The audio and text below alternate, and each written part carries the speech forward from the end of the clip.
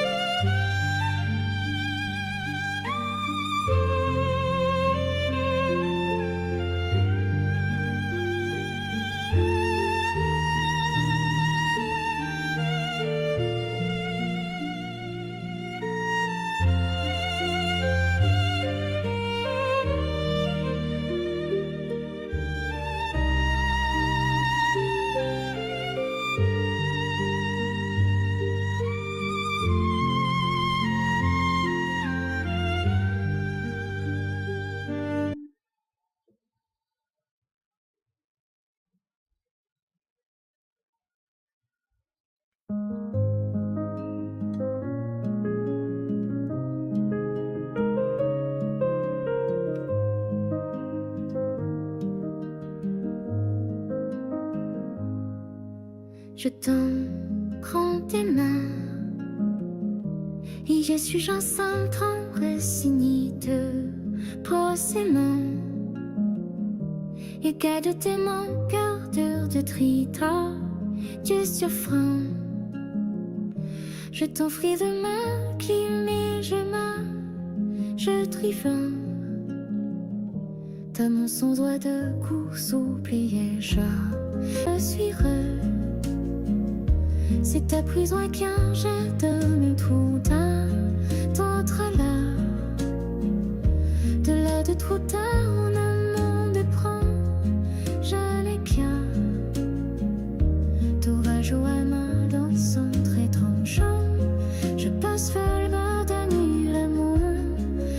sans se souvenir des bilans qui emportent souvent ses fiens. Chasserie, soif, je de suis sans vent. Je sais à je contre loin. Tant de monde aime pas les uns.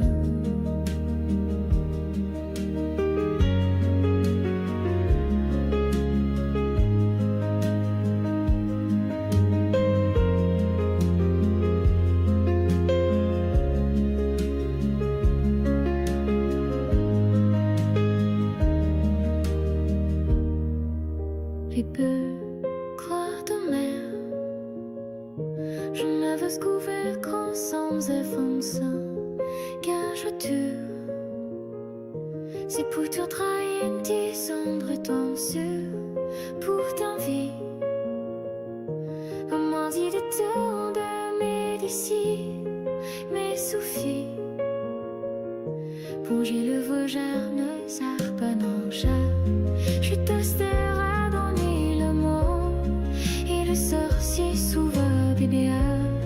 Tu me parpilles sous je suffis.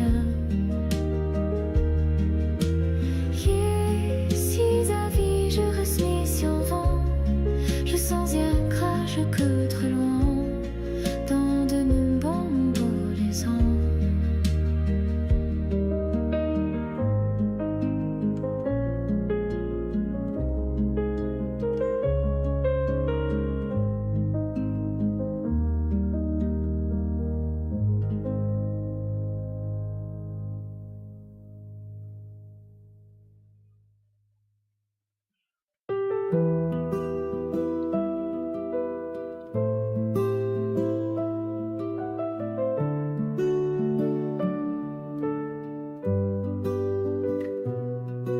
Je peux me voir le seul moi, je sais ce geste de vie. Je peux me voir le seul moi, plus de dire de ma demi.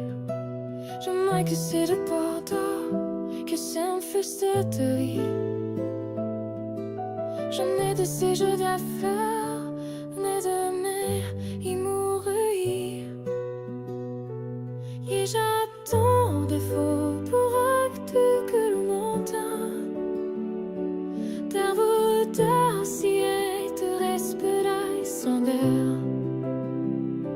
Je sens bien l'odeur de l'âge tout du latin. À des mots de moi, c'est que c'était le mot là.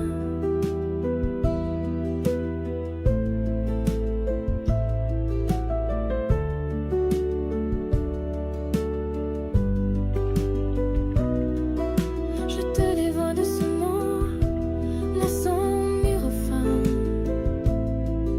Je te verrai de ce mot, irrécevable, silençant. Je sais que pionnier les âges, qu'on est plutôt amis. Je m'en ai deux j'attends, je sais car c'est le cuit. Et je te refends tout air comme tu me racontes. Parole de ciel de la scarpe savon.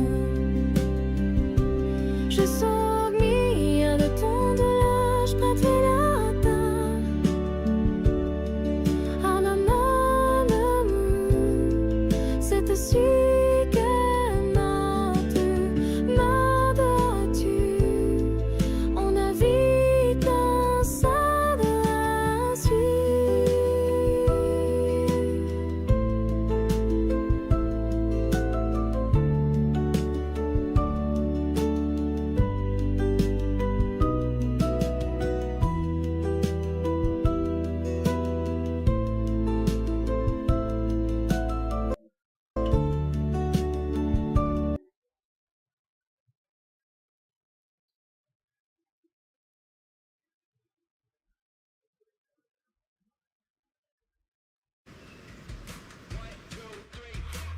Count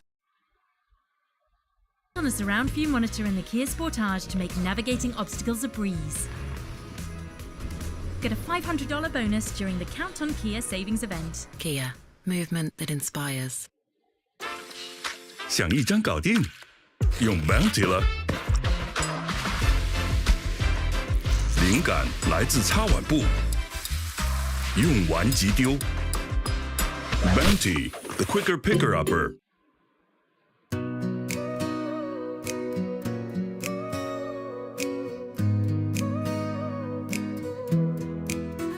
You think I'm falling for you, but I got some news. I don't feel the way you do. I think I should tell you. I've been seeing this girl. We've been traveling the world, and she's been rocking my world, and I can't let her go. I've never been so happy. She takes good care of me, and I can't let her go. So you know what to do, but it's not my move. I ain't gonna hold you, do what you gotta do. You think I love you? I hate to break it to you. I don't feel the way you do. And I can't let her go. I've never been so happy. She takes good care of me, and I can't let her go.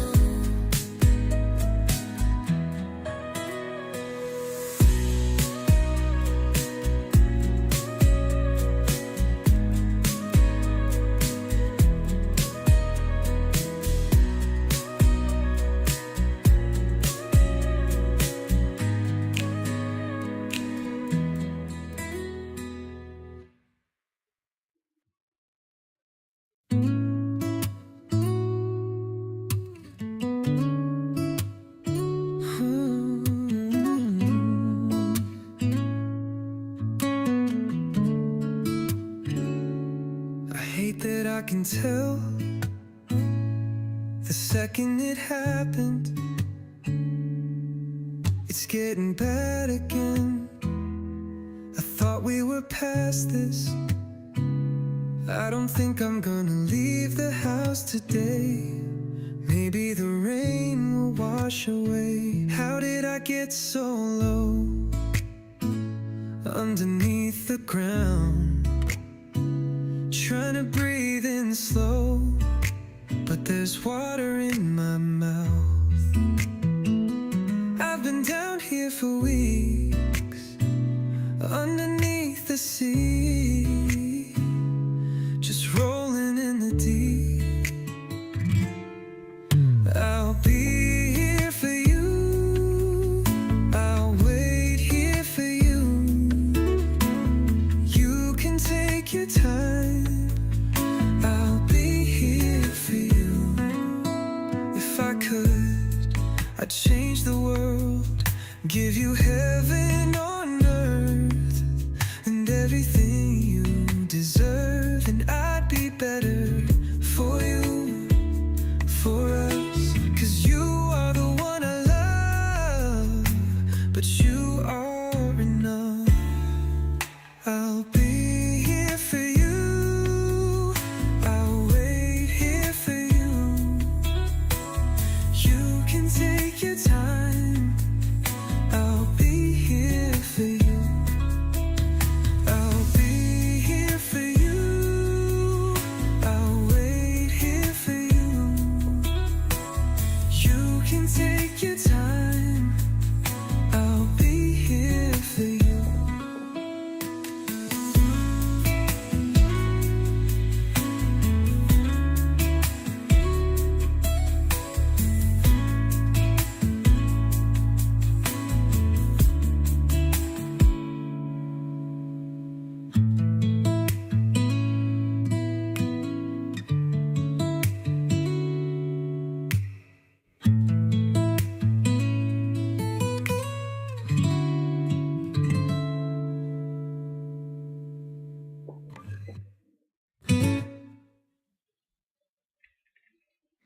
Under picking skies, we collide tonight, dancing shadows in the fading light, chasing dreams that sparkle like a gem.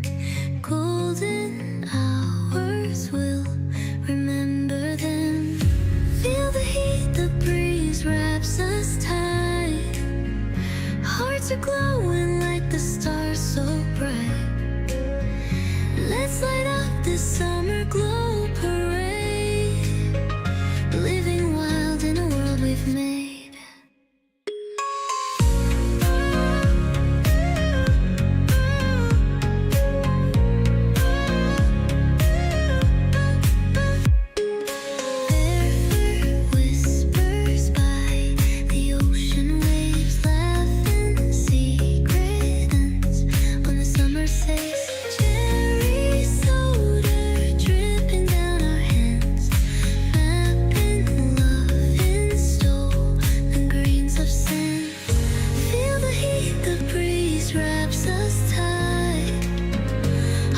Glowing like the stars so bright. Let's light up this summer glow parade, living wild in a world we've made.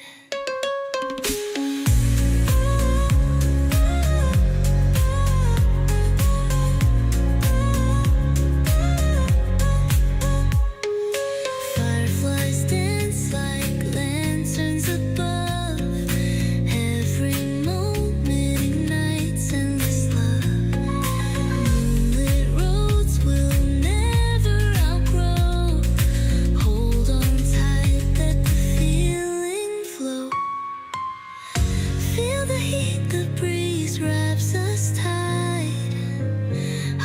glowing like the stars so bright.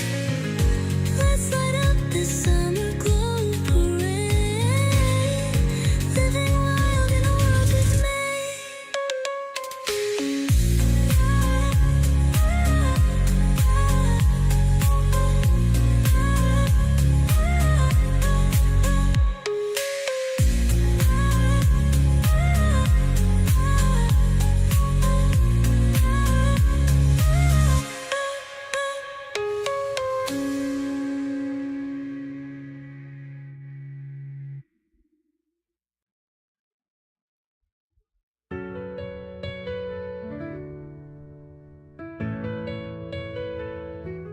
Oh my God, she looks like her. Am I going insane or did it occur?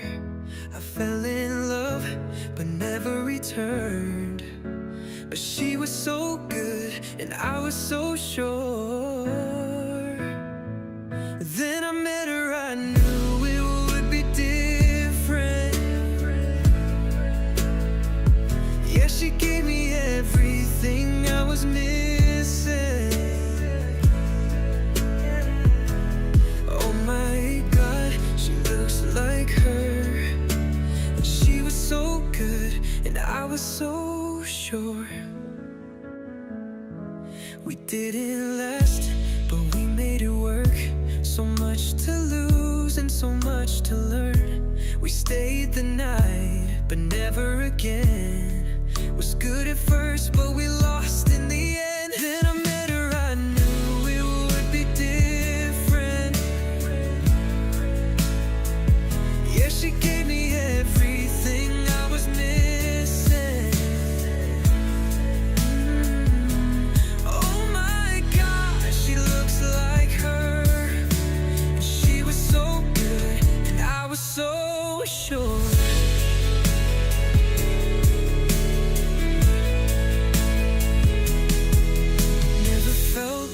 I was running out of time, but now I feel it every night. I would trade it all just to have her again. It's not fair. Then I met her, I knew it would be different. Yeah, she gave me everything I was missing. Oh my God, she looks like her. She was so good and I was so sure.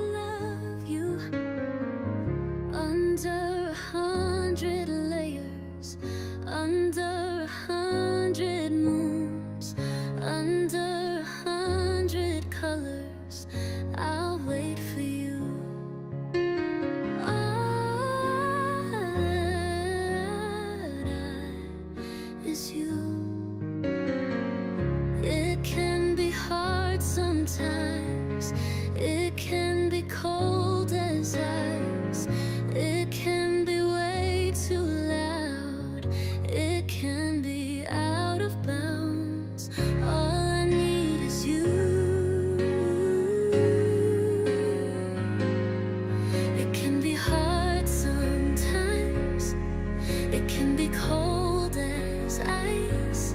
It can be way too loud. It can be out of bounds.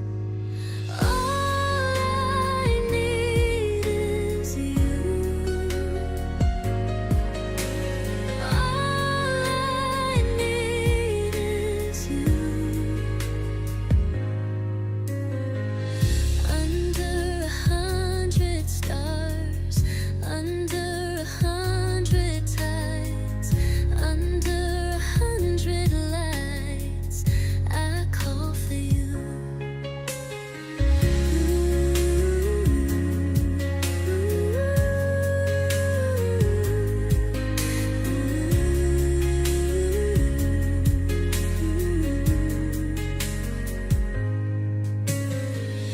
Under 100 stars, under 100 tides, under 100 lights, I call for you. All I need is you. All I need is you. It can be hard sometimes. It can be cold as ice. It can be way too loud. It can be out of bounds. All I need is you. All I need is you.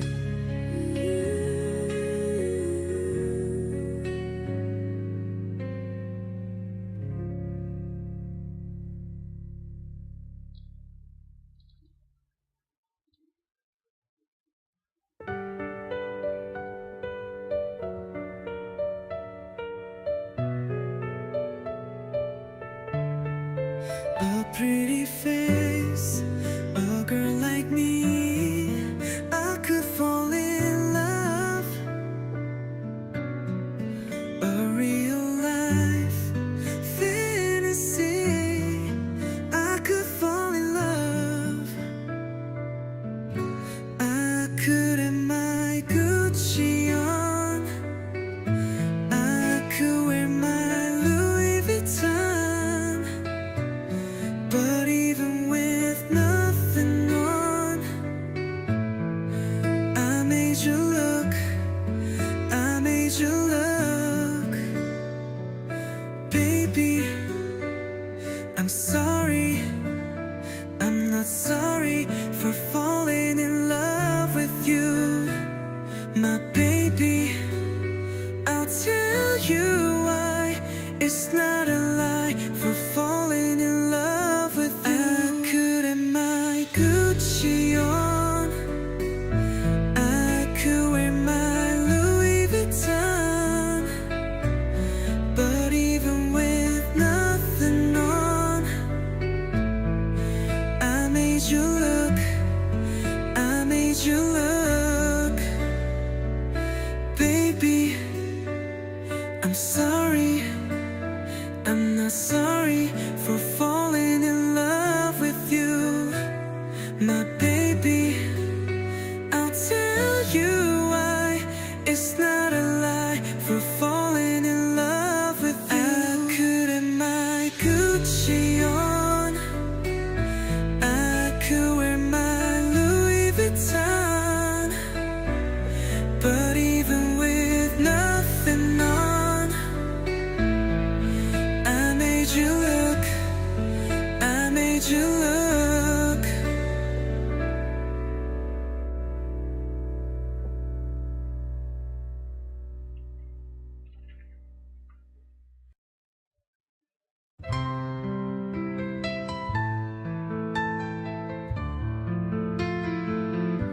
I don't know how to say this.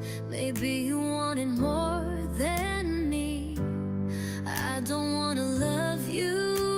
I know you're afraid. Maybe this is wrong, but I wanna try. This is not the only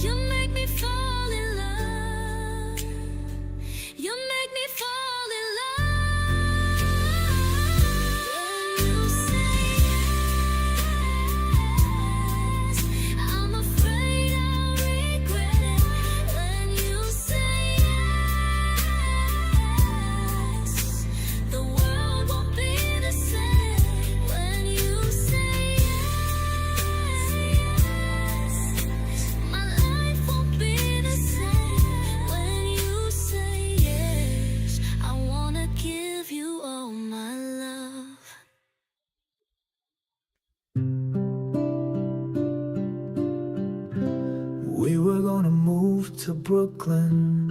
You were gonna be an actor. We were gonna hit the gym, and I was gonna be a factor. You were gonna be a star. We were gonna get rich. You were gonna play guitar, and I was gonna write a hit. And you were gonna love me. You were gonna let me know, and I was gonna tell you, just lay me down slow.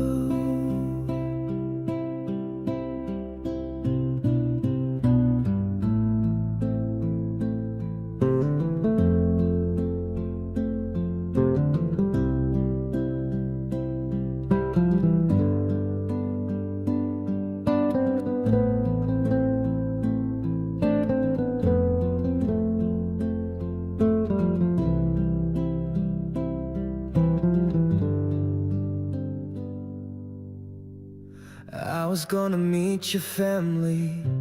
We were gonna have a kid, and we were gonna be happy.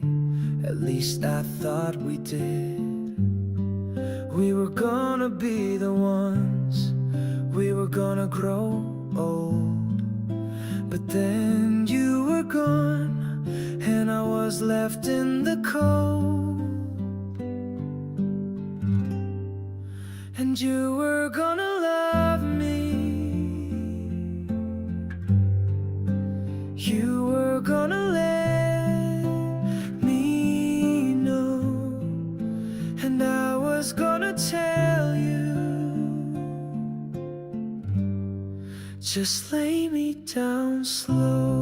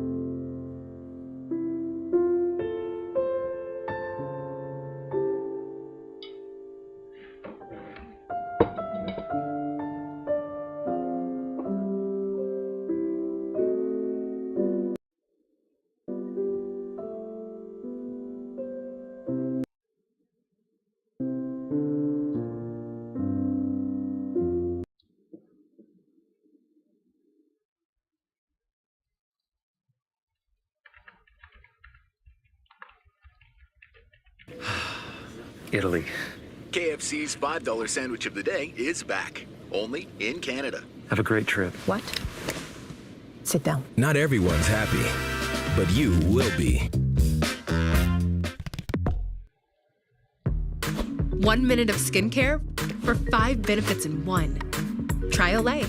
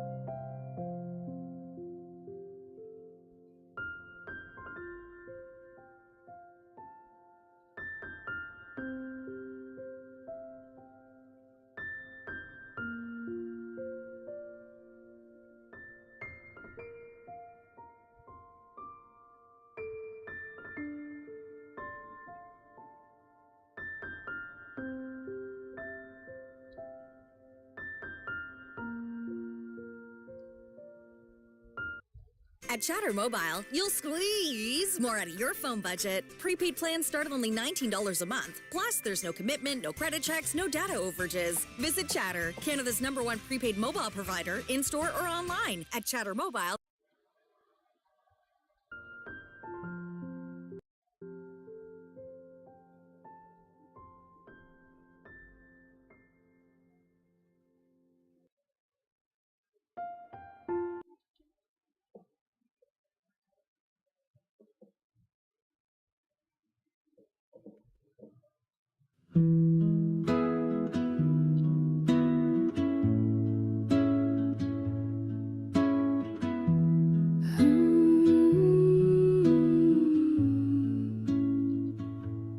Here in Nederland verschijnen eeuwen vuile marren voor de skloormo klagen jou van Kure mi loyan zijn toeis van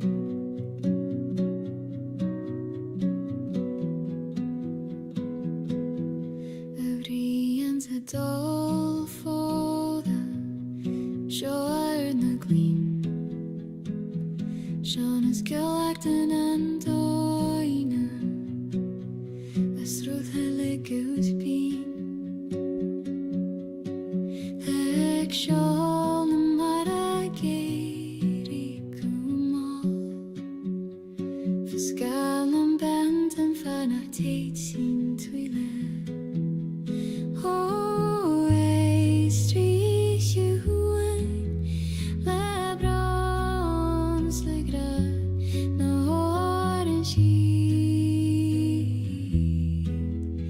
Siedgar tårarna trobans trobuna Siedland vi urat komidnattskrig Snativ hik kubra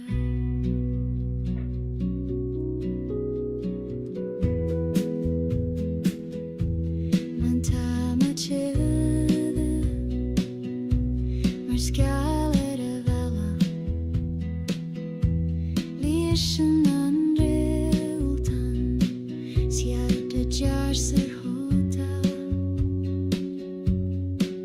Baru kvaveru marhakine kanale At faktumile sving Anan selgande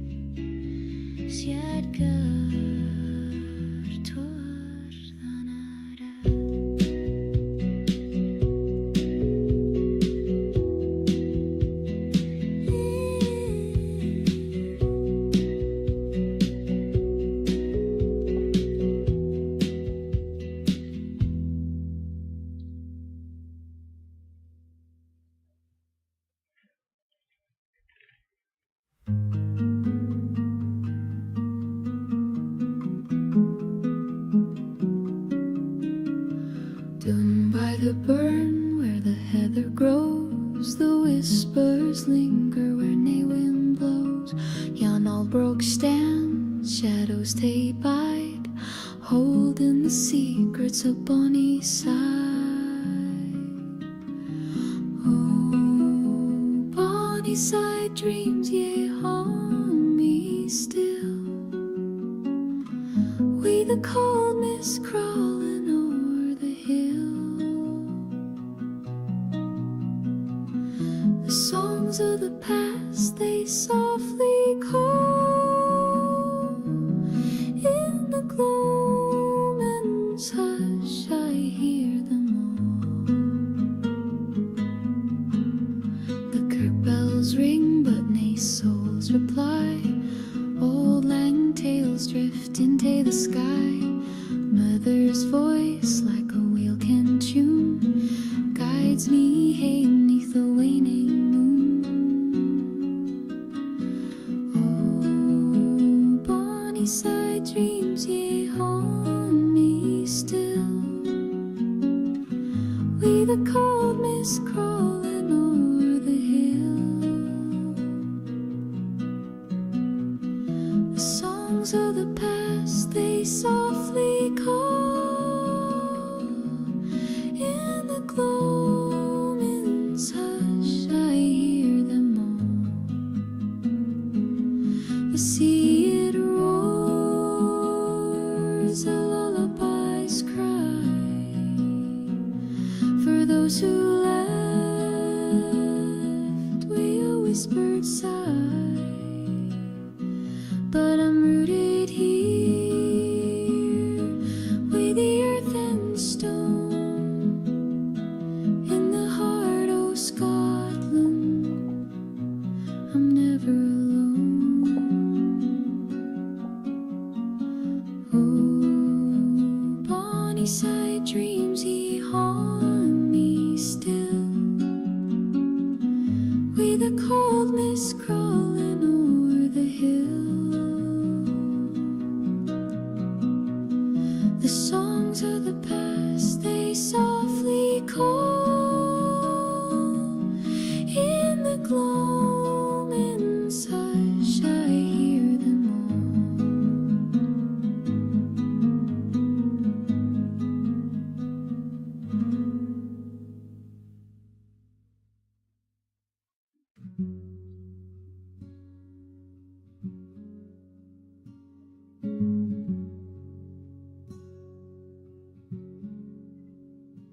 Tar na glyn for an tafon cho, ha me coisiach mo crida fo vrom, na clachan shran for cuman fan, go mai ni cuina maravashina, bibi gatwi machar o moluai, anam garjan anoicha far and rower, file the vantage and tushkuju, bibi gatwi machum kujahli. I'd a knock for an vag to the room, and a crew and a good for all us a yalach blue and tar and the milk, a brishad na sahak the dona mohuina, a bagri alain bibi gatwina chal moluai, an garjan anoicha far and rohuir, am file the vantage and tushketju, baby gatwina chal kujaidli. Hanur farachan tes nam lag, a kutelivet malaseran sanam, gedaner elton fatir fal, had the cholas alasa, mohia gubra. Baby gatwina chai dog moluait, anam gardian anoicha far and water, am file the mointy, am tushketju, baby gatwina hopu jadari.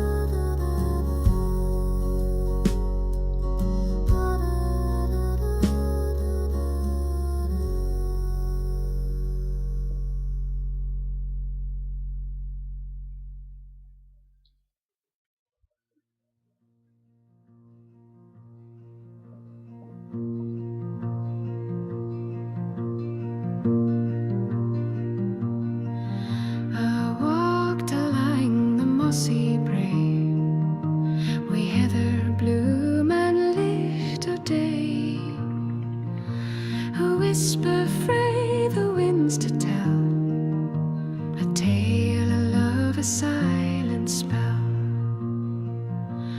Hold me in your dreams, my dear, far frae the glens, but I so near.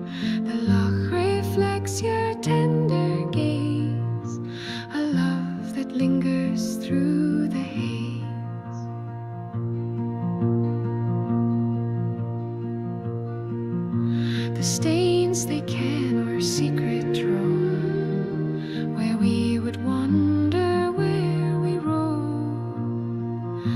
The colo curlew soft and free, it wails the notes you left with me. Hold me in your dreams, my dear, far frae the glens, but I say near. The loch reflects your tender gaze, a love that lingers through the haze.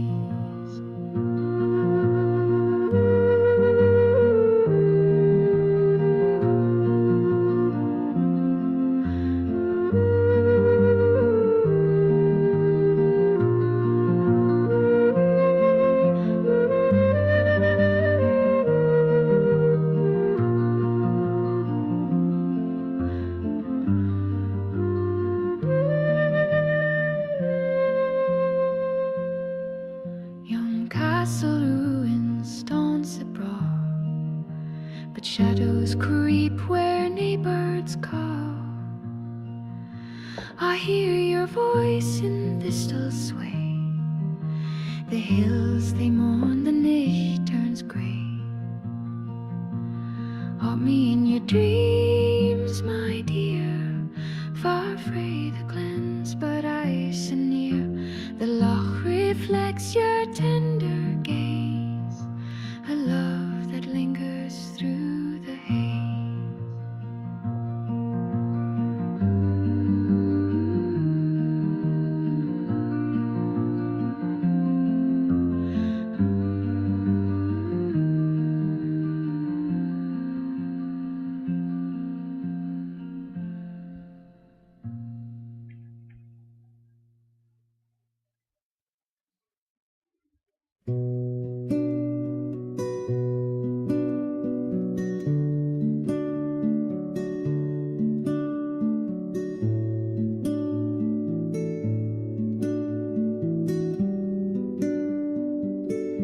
In the misty glen where the heather grows, a lassie walks where the cold wind blows. Her hands are worn, her heart beats slow. The world's a tale she'll never know. Oh, the hills they hum a quiet song, the streams they whisper all night long. In shadows deep where dreams belong, the misty glen keeps holding strong. The moonlight falls on the ancient stone, a cradle soft for the souls alone. The stars they blink like eyes unknown. In the quiet glen her heart has grown.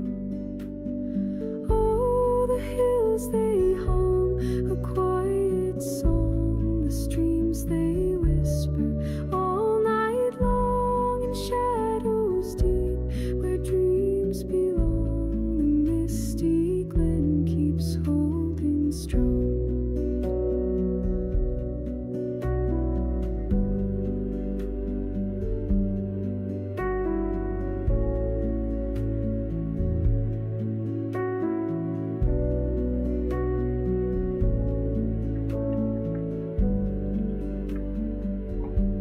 The robins call a mournful cry, the echo fades, it fills the sky. A fleeting glimpse of days gone by, where memories sleep and sorrows lie. Oh, the hills they hum a quiet song, the streams they whisper all night long. In shadows deep where dreams belong, the misty glen keeps holding strong.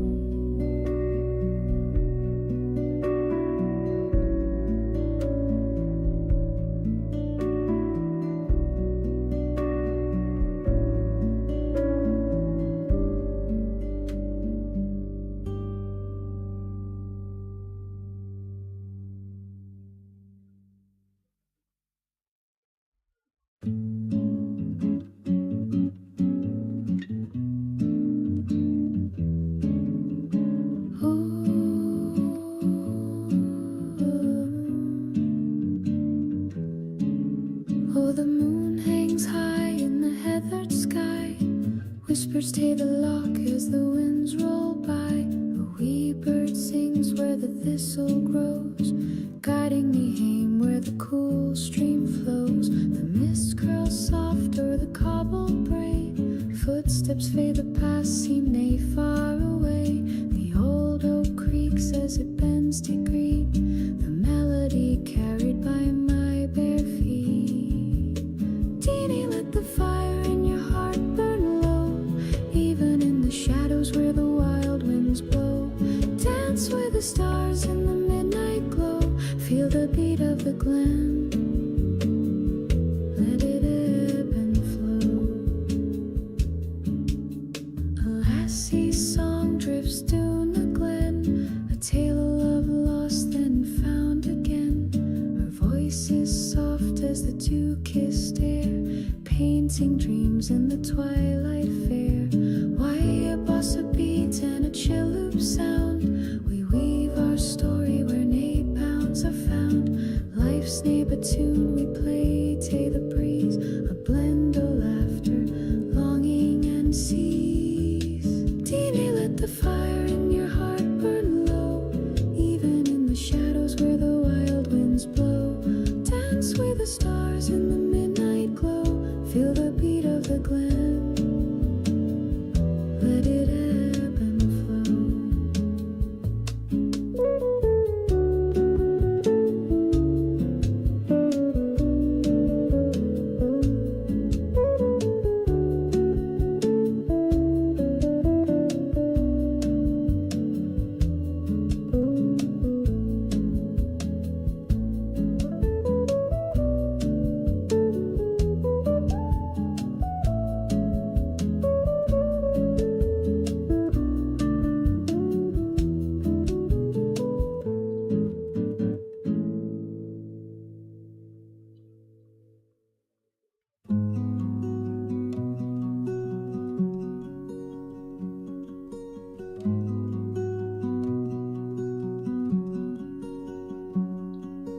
Rien aussi drôle fuck en kon för namolan. Så bana koda hos life känns mina magnar sana. Och glömma fria heima goda vid trai. Jag kunde känna bakgrund så vill jag ha så. Och glömma fria heima goda vid trai. Jag kunde känna bakgrund så vill jag ha så.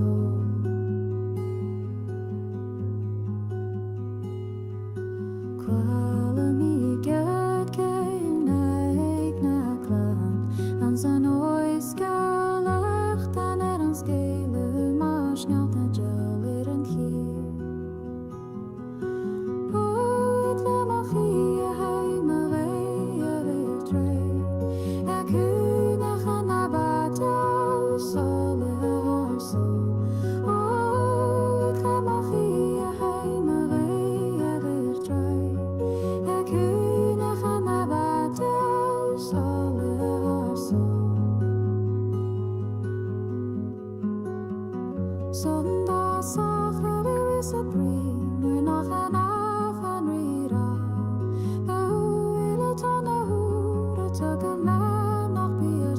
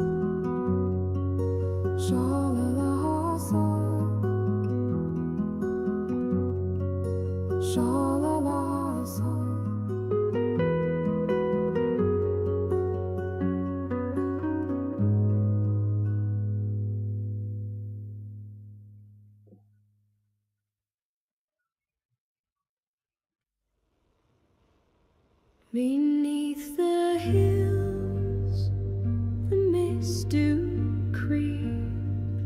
A whisper carried our locks deep. The heather sways, nay sound but sighs under the stars where silence lies.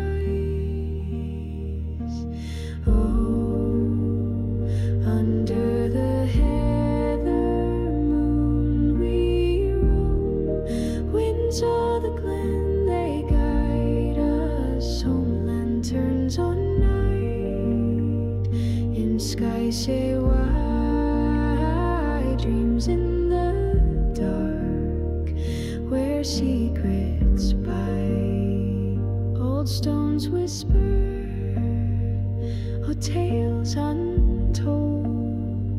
Runes in the moss, the earth grown cold. The stag stands still, his breath like steam. A fleeting glimpse, oh, an ancient dream. Oh, under the heather moon we roam. Winds of the glen, they guide us home. Lanterns all night in sky say why. Dreams in the dark where secrets bite.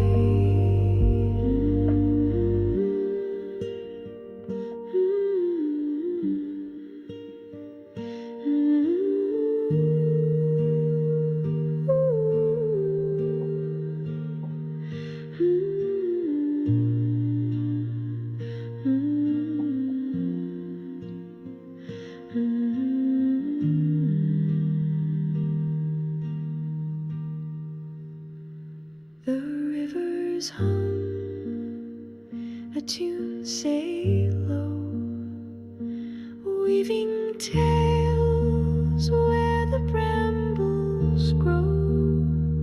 The peak burns warm, its scent so sweet. A tethered tail lands beneath our feet.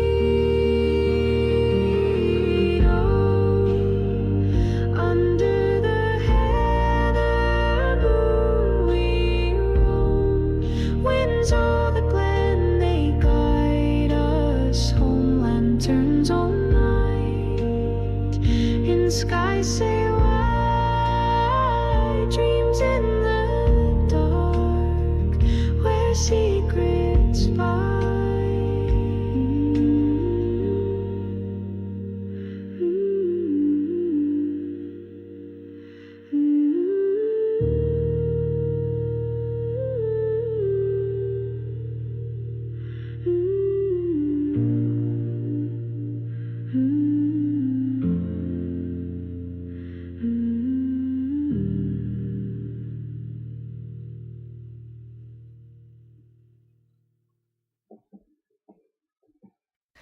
O'er the hills where the heather lies, the misty morn, it veils the skies. A lassie waits by the burn say clear, whispers a love that nae one will hear.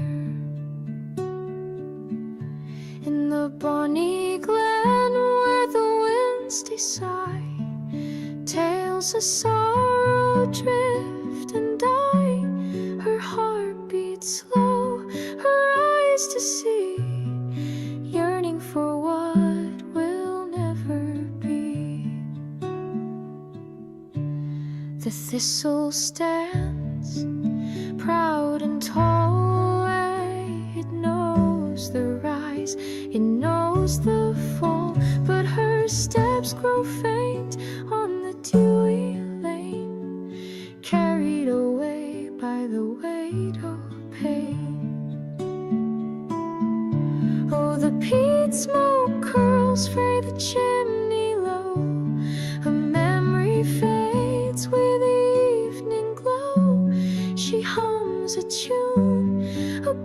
fills the air, a song for a heart no longer there.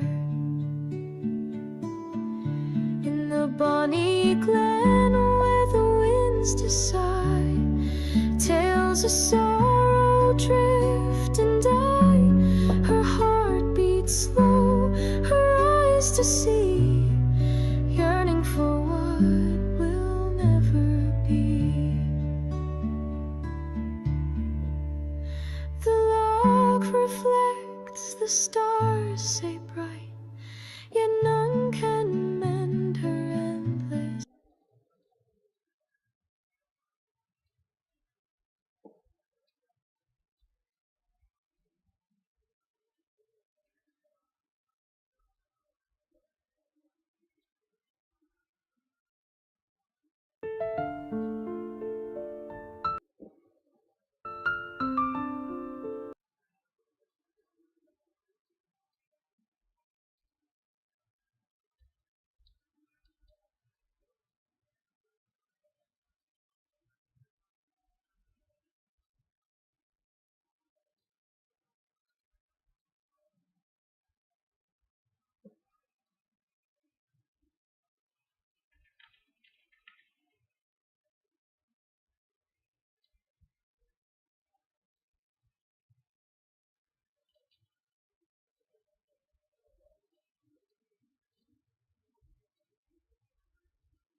Here's your forecast going forward. The company says that for the full year, it does see revenue of $41 to $41.3 billion. That's above its previous guidance of 40.5 to 40.9. 0.5 to 40.9, so a modest bump up in its full year revenue forecast here. The company also saying that it sees no impact to its full year guidance with regards to that Informatica deal, which of course we reported a couple of days ago. Yeah, shares to the upside right now by about 4%, bouncing around a little bit. Mark Benioff, chair and CEO, saying, quote, "We built a deeply unified enterprise AI platform with agents, data apps, and a metadata platform that's unmatched in the industry." Back to a couple more decliners as we do await to hear from more companies reporting results after the bell. Okta falling 16%. Stellantis also falling today, down 3%. The company did come out and name Antonio Filosa as its new CEO. Antonio Filosa, a company veteran with U.S. experience. The attempt here will be to reverse the company's slump in the U.S. market due to an aging lineup, model delays, and pricing blunders. Bernstein said that there was some disappointment, likely some disappointment that the board did not choose an outsider. There was some disappointment, likely some disappointment that the board did not choose an outsider, though Filosa is still seen as a, quote, safe pair of hands. And finally, GameStop falling by about 11%. Today, the company did announce that it bought more than 4,700 Bitcoin.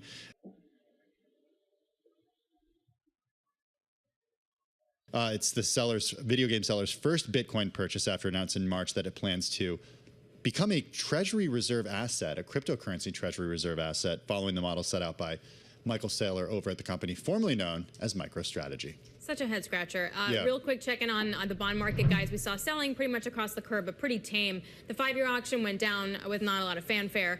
So you see the long end, though, just up by about 3 basis points. Going back to Salesforce here, the company actually raising its full year revenue guidance to the high end of $41.3 billion. The company originally saw $40.9 billion on the high end. They're also looking at a currency tailwind now, and they're taking a look at that guidance. And some interesting data when it comes to AI. They said that cloud data and AI annual recurring revenue is now over $1 billion, which is up more than 120% year on year. And this gets to the idea, too. I mean, we were just talking on the close, guys, a little while ago with Paul Christopher at Wells Fargo about the investment opportunity. We heard this from Kara Murphy as well, the idea that some of these large cap tech names are, in their view, not just growth stocks, but to a certain degree defensive when they consider how much cash that they are able to throw off. And you see right now, CRM up about 5%, Scarlett. All right, let's go in the opposite direction from tech to a consumer staple. e.l.f. Beauty reporting results, and we're looking at a fourth quarter adjusted EPS of 78 cents, beating the consensus estimate by a nickel. As for revenue, $332 million, also higher than what was anticipated, which was about $327.4 million. In addition, e.l.f. Beauty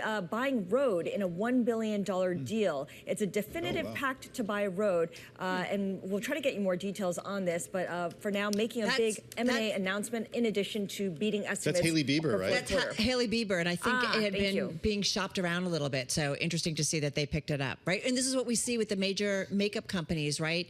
Whether it's Estee Lauder, whether it's all the other ones that are out there, you know, they pick up these smaller brands. All right, guys, take a look at Synopsys here. So obviously that stock got hit into earnings due to the FT report that President Trump is ordering U.S. chip software suppliers to stop selling to China.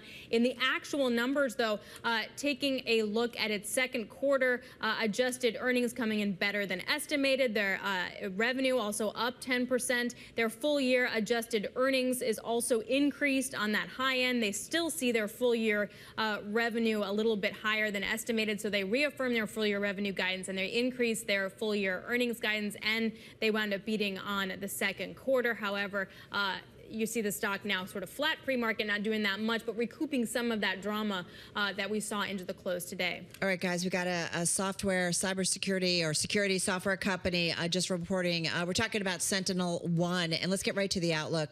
See second quarter revenue of $242 million. That's about $3 million light. The estimate on the street was $245 million. Also talking about fiscal year revenue forecast, $996 million to $1 billion. It had seen numbers above that of $1.01 billion. So again, that one was a bit of a miss. It also approved a $200 million share buyback program, but you can see investors not too impressed, folks. The stock is down 9% here in the aftermarket. All right, let's talk life sciences. Agilent, of course, makes equipment for the biotech and life sciences industry, as well as a lot of the ingredients that go into pharmaceuticals. Net revenue coming in at a beat, $1.67 billion. The street was looking for $1.63. Adjusted EPS also beating $1.31. The street was looking for $1.27. Here's your guidance for the full year. The company says that full year adjusted EPS will be in the range of $5.54 a share to $5.61 a share. That's above the average of analyst estimates, which were looking for 5.55, and says that for the full year revenue will be in the range of $6.73 billion to $6.8 billion. That's a bump up from the previous guidance that it had given about a quarter ago. Okay, speaking of life sciences, the cloud provider for life sciences, Viva Systems, up 10% in the after hours. The company boosted its fiscal year adjusted EPS forecast. First quarter adjusted gross margin coming in above estimates too at 79.2%. First quarter adjusted operating income coming above estimates at $350 billion. First quarter adjusted gross profit also beating expectations at $600.8 million. The company does see second quarter revenue coming in at between $766 million to $769 million, beating estimates of $750.8 million. Shares higher by about 11% as we speak. All right, we are still awaiting those results out of NVDA, a closer look at what's going on in the AI space. Meanwhile, a smaller AI company, C3 AI, is out with its results, and the headline here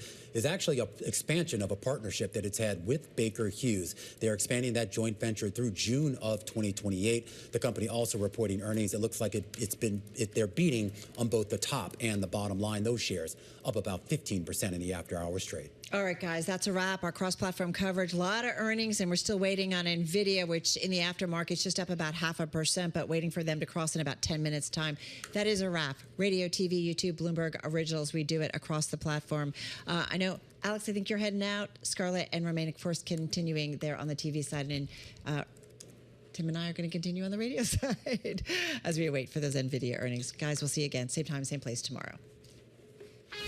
This is Bloomberg Business Week Daily, reporting from the magazine that helps global leaders stay ahead, with insight on the people, companies, and trends shaping today's complex economy, plus global business, finance, and tech news as it happens. Bloomberg Business Week Daily with Carol Masser and Tim Stenivek, live on Bloomberg Radio, television, YouTube, and Bloomberg Originals. I wasn't joking when I said that we had a lot of earnings apart from NVIDIA to get to. I was just laughing and thinking, God, as we were finishing up there, like earnings not quite over. Yeah, that's we're also sure. awaiting HP Inc. That's expected in the next 5 minutes. The big one, though, that we're waiting for is NVIDIA, and we're going all in on NVIDIA this hour. We do expect those numbers to cross in about 9 or 10 minutes. Yeah. We'll bring them to you as soon as they do cross. Shares up more than 40% from an April low, we should note. Also, Carol, meantime, DeepSeek said it upgraded the R1 AI model that helped propel the company to global prominence earlier this year. You and I were in here on that fateful day in January. It's marked in my calendar. When it seemed like... Does NVIDIA have to be worried? That's a good question for Ed Ludlow. I don't know. So let's bring him in. Ed Ludlow, of course, co-host of Bloomberg Technology out there in our San Francisco bureau, waiting like all of us for NVIDIA earnings. A reminder, too, Ed's got a special on NVIDIA earnings, including an interview with CEO Jensen Huang. That's tonight at 6:30 p.m. Wall Street time across our platforms. Ed, a busy day for you. How are you thinking about NVIDIA as we await for those earnings to cross in about 8-9 minutes' time? I mean, there's two ways to look at it, right? It's a company's quarterly earnings just like any other. And so you look at the estimates and its core business lines and then the guide it gives the current period and you say, okay. And then there's all the big picture stuff, which is what NVIDIA usually focuses on. I think we, on this program, discussed the China situation with NVIDIA in quite some detail in April.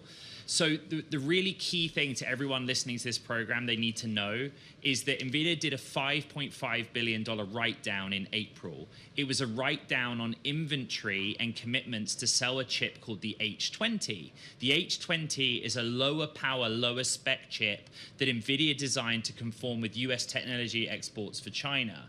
When NVIDIA found out it wasn't going to be able to send them to China, it did a write-down. But the thing is, you have to then recalculate your estimates for revenue in the current period. And so I think consensus has been about $45.5 billion of revenue for the fiscal second quarter. It's very likely to come in light, probably 43 billion. That's us doing the math on that write-down. Yeah, I love that you went there. Our Kujan Sabani, who you know well, covers NVIDIA, said that this is going to be one of the noisiest quarters. And he said because some estimates have incorporated the full H20 ban, and I guess some have not. And so you have quite a range. And so he says it's a little tricky here.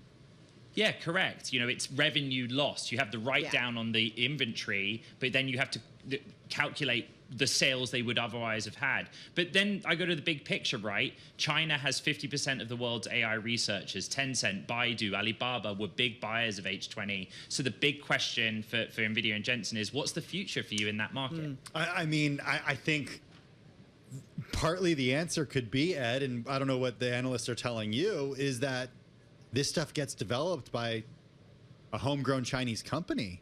I mean, NVIDIA can't be the market leader forever. That's just not the way this stuff works.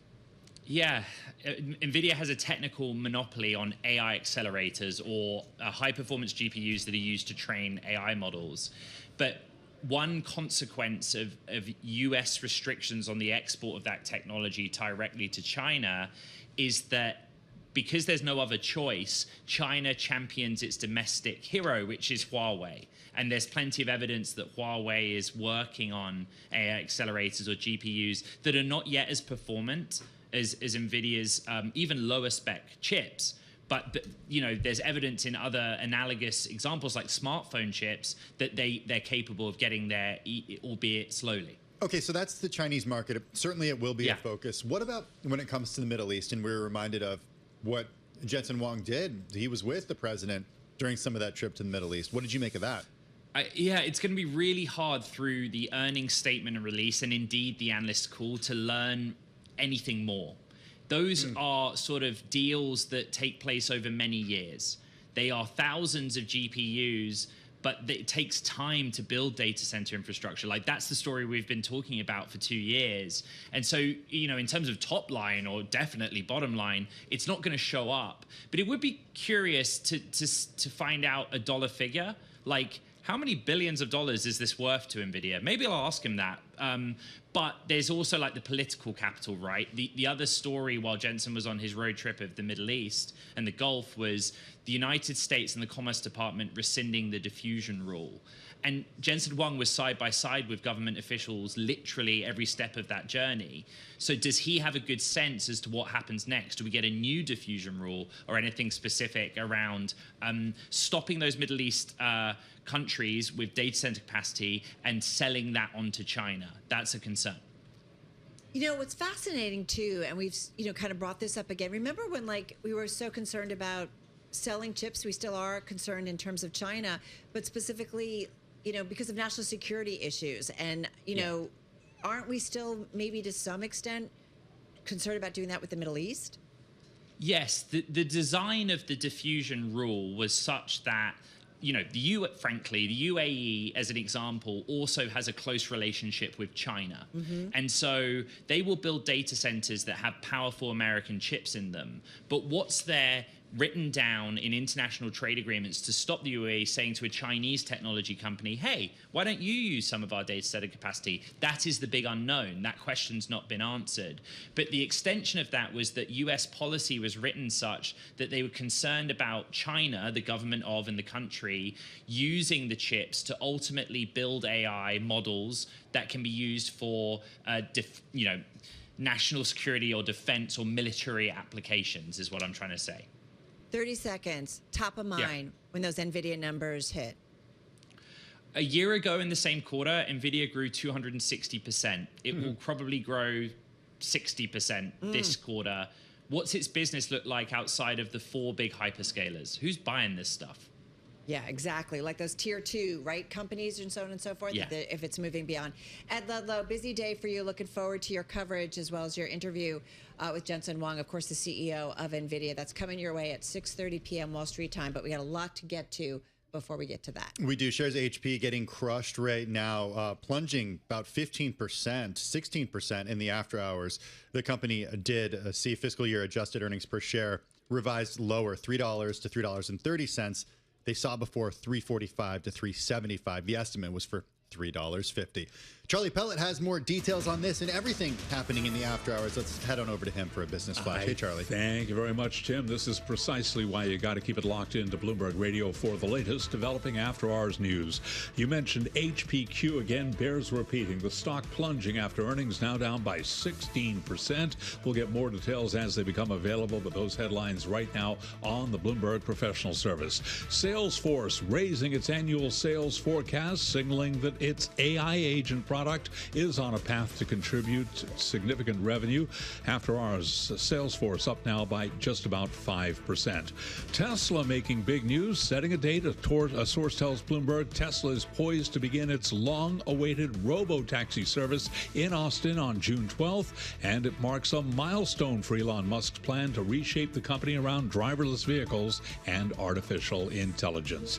Again, worth repeating, Hewlett-Packard Inc. cutting its adjusted EPS guidance for the full year. That guidance did miss the average analyst estimate. The stock right now is plunging by 13.3%. Stocks lower, late day fade with the S&P down 32 points, finishing the day at 58.88, a drop today of 0.6%. Dow Industrials down 245 today, down 0.6%. NASDAQ Composite Index down 98, a drop there of 0.5%. 10-year 4.47%, the 2-year 3.98%.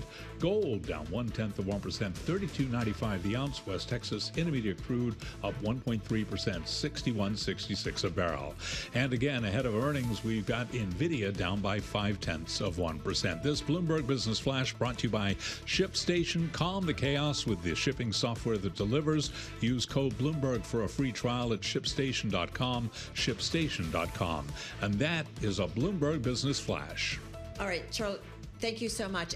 Just about a minute to go until we hear from NVIDIA, certainly front and center. Just do want to throw one more thing. Ardina Bass writing through on HP saying it gave that profit outlook for the current quarter that fell short of expectations. Charlie covered that, cutting its annual earnings forecast, pointing toward a weaker economy and continuing costs from U.S. tariffs on goods from China. And so that is why we were seeing the stock down maybe as much as 15% here in extended hours trading. This is a big drop. Yeah, it's a big drop. And to get some color, I want to go to NVIDIA, though, because we are going to see their numbers drop probably any moment now. And we are seeing the stock up about 0.8% here in the aftermarket. Obviously, a big deal. Biggest semiconductor company, what they have to say about the AI trade. And it's not just the hyperscalers, but beyond, as we heard from Kunjan Sabani of Bloomberg Intelligence, those second-tier companies, are they also buying into NVIDIA chips? So we'll have to see what they have to say. NVIDIA is out, folks. Let's get to it. First quarter adjusted EPS, 81 cents a share. That's a miss. Street was looking for 93 cents, so 12 cents shy of what the street was expecting. Revenue is expected to be $45 billion plus or minus 2%. First quarter revenue, $44.1 billion. That was a beat. The street expectations was $43.29 billion. First quarter adjusted gross margin, that was a miss. 61% versus an estimate of 71%. Company, though, saying that the second quarter outlook reflects a loss in H20 revenue of about $8 billion. Keep in mind that when that ban came from the administration, NVIDIA did do a write-down of about $5.5 billion. And Kunjan said it was a little noisy because not all of the estimates on the street had incorporated that full H20 ban. Yeah, shares bouncing around right now, up about 0.8% in the after hours. They were down earlier. The company said that global demand for AI infrastructure is, quote, incredibly strong, also saying that Blackwell's NVL72 AI supercomputer is in full-scale production. The company also said the second quarter outlook reflects a loss in H20 revenue of about $8 billion.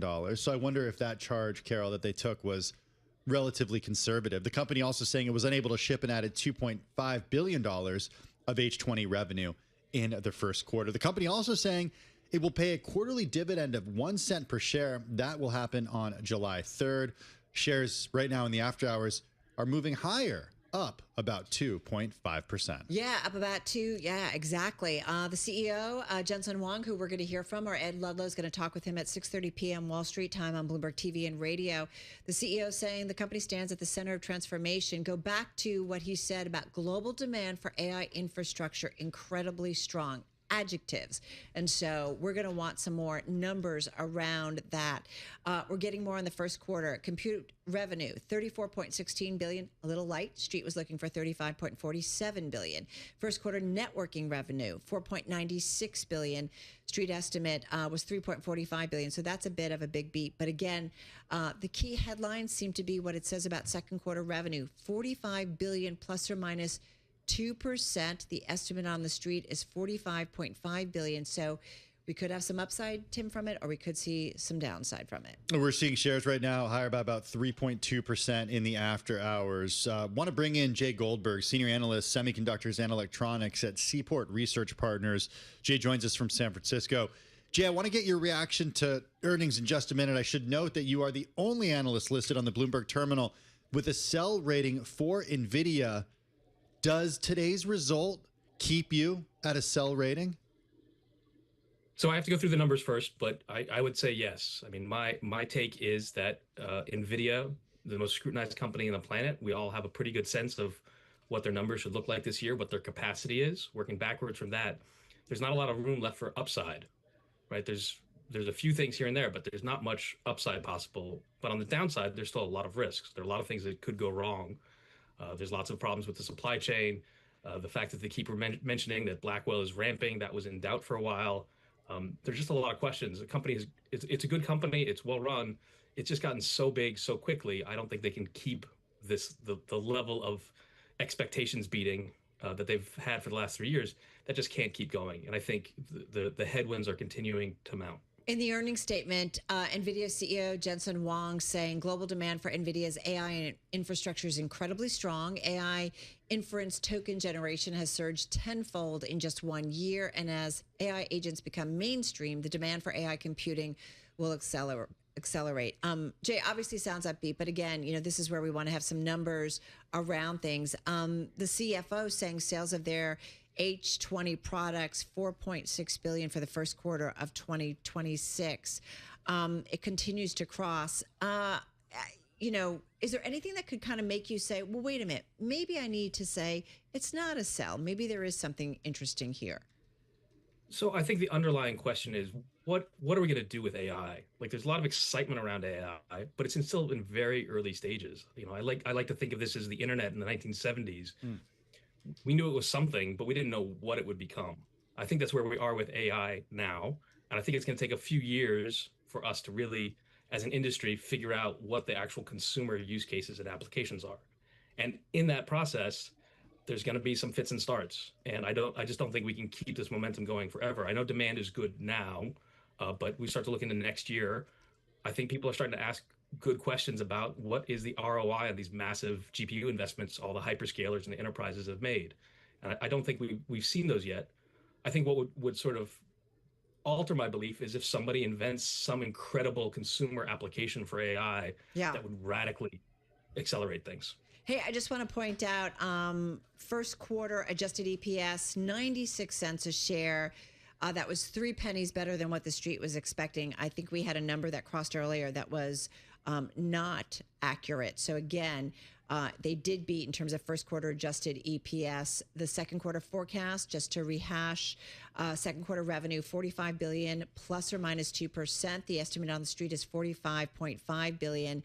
Second quarter forecast also reflects $8 billion in lost sales to China. And we know that that ban that went into effect in April. And just continuing to check NVIDIA shares right now, up about 2.9% in the aftermarket. There's also another correction crossing right now. NVIDIA first quarter adjusted gross margin coming in at 71.3% versus estimates of 71%. So I want to make sure that gets there. NVIDIA says the charge relates to H20 excess inventory and buy obligations in first quarter auto revenues driven by self-driving platform sales. I want to get back to Jay Goldberg. Jay, you made an interesting comment that this is like, you know, AI is like the internet in the 1970s. I got to tell you, playing around with ChatGPT and Anthropic's Claude, it blows my mind every single day. Getting in a Waymo blows my mind. I mean, to me, this feels like certainly the new frontier. What's the vision that you have if we're in the early stages, if we're in the early innings of this game? Like, what is the impact going to be, and where will NVIDIA be in that? I think those are two separate questions, right? I think in terms of where NVIDIA is going to be, ultimately will depend on what we end up using AI for, right? And like I said, ChatGPT is an incredible technological achievement, but in terms of like changing everybody's day-to-day life, it's not quite there yet. It's very useful for some people. It's very useful if you're writing web content or if you're coding, but for sort of average day-to-day use, I think of my 90-year-old father or my 25-year-old niece. They don't use ChatGPT. It's just not that useful for what they do day-to-day. The 25-year-old is not using ChatGPT? No. That's shocking. No. I'm basically using it. I'm using it more than not more than I use Google, but like I'll go there first. I got to say, my household all of a sudden has kind of amped up, and you've got a range of ages and using it for different things, and things like even Grok, and it's happening. I think it is happening. I think we have a long way to go though for the utility is really, really clear. Like if you look at search, even it's not clear how that's going to monetize. Right? Are we going to start seeing ads there? What impact will that have when we start seeing ads in ChatGPT search? I'm just making up that example. I have no idea if they're actually going to do that, but I think that will have an impact. I actually think I'm a big optimist about AI. I think it can be much, much more than what it is today, and I don't think it gets really exciting until we get something along those lines. All right, we are talking with Jay Goldberg, Senior Analyst of Semiconductors and Electronics over at Seaport Research Partners from San Francisco. NVIDIA earnings, they have crossed, folks, and we continue to see the stock up about 2.9% in the aftermarket. Ian King with a right-through on the Bloomberg terminal. NVIDIA forecasts revenue of about $45 billion in the fiscal second quarter, despite losing $8 billion in revenue from China due to export controls imposed by the Trump administration. The company is ramping up production of its latest semiconductor design, Blackwell, and expects strong demand for its AI infrastructure, which the company believes will transform the economy. NVIDIA's growth is driven by its dominance, as you know, in the AI market, or in the market for AI accelerator chips. Companies increasingly offering its chips as part of whole computer systems to speed up the deployment of complex technology. So, Jay, you got a little bit of an update there from Carol and from our own Ian King about the write-through when it comes to NVIDIA results. Going back to remind everybody, you're the only analyst listed on the Bloomberg terminal with a sell rating on NVIDIA. What would you need to see from the company today to have you reverse course with that decision? So I think one of the things sort of stands out for me is a year ago, there was a line out the door for NVIDIA products. Everybody was buying everything they could, right? And if one company couldn't take its allocation, there was somebody else who was more than willing to step in. I think the same is true of this 820 product. The company wrote it down a couple months ago. I kind of wonder why no one else bought that product. It's different, there's all kinds of technical things there, but still, it's compute. At the right price, it would have been attractive to somebody. Hey, and so I'm sorry. Please continue. Yeah, so I'm just wondering how much more demand there is right now. I think AI long term is important. In the near term, though, I think we're sort of running out of steam as people are taking a pause to assess what they want to do with it. One thing I want to ask you, is it tough to have a sell rating considering the stock? NVIDIA has rallied about 24% since you initiated coverage on April 30th. Oh, it's fantastic having being the only sell-rated analyst on a stock. I like being the sober contrarian. But even with the stock, rallying as much as it did, I understand it's a bounce from being perhaps, taking quite a beating like many names did, courtesy of some of the news coming out of the administration. But I mean, you still kind of conviction. You're going to hold to it. Oh, absolutely. Absolutely. I mean, I have a good sense of, Jensen is going to get on the call and he's going to drive the stock price higher because he's a fabulous, fabulous marketer. He really knows how to sell his company. He does a great job of that. But I think the substance there is still, I have lots of questions about it. And I'll say in the 2-3 months I've had this sell rating out there, I haven't got a lot of pushback from the street. I haven't had investors and clients telling me that I'm crazy. I've had a few people say I'm too soon. I've had a few people say I'm too late, but nobody is sort of questioning my thesis. We're getting some additional details about challenges in China and China restrictions. Our own Ian King writing on the live blog that NVIDIA missed out on $2.5 billion of sales in the fiscal first quarter and will not get a projected $8 billion in the fiscal second quarter. It's an amount per quarter roughly equal to its nearest rival, AMD's total sales. You mentioned demand of the H20 specifically. Is that what you see as the biggest risk, China and a lack of demand from China, Jay? I think China is a big X factor just because the U.S. government's China policy is let's call it dynamic and rapidly changing day to day. I don't think that's the biggest risk. I think the biggest question I have about NVIDIA is long-term demand for AI, where it's going, what it's going to be like. In the near term, I think when I speak to corporate CIOs, they've all tested AI pilots, they've all demoed it. And what they're finding is that they get sort of 10-20% cost reductions around their AI deployments. It helps them reduce call center costs, things like that, which is good, but it's not necessarily enough to justify the massive investments needed to keep NVIDIA growing the way it has been growing. Okay. Jay, I want to go to a story. I'm just going through, I was exchanging some texts with some friends earlier because it doesn't sound like I have a group of friends and like some of them are very concerned about AI and about impacts on jobs. And we're watching this really closely. Dario Amodei, the CEO of Anthropic, I've interviewed him before.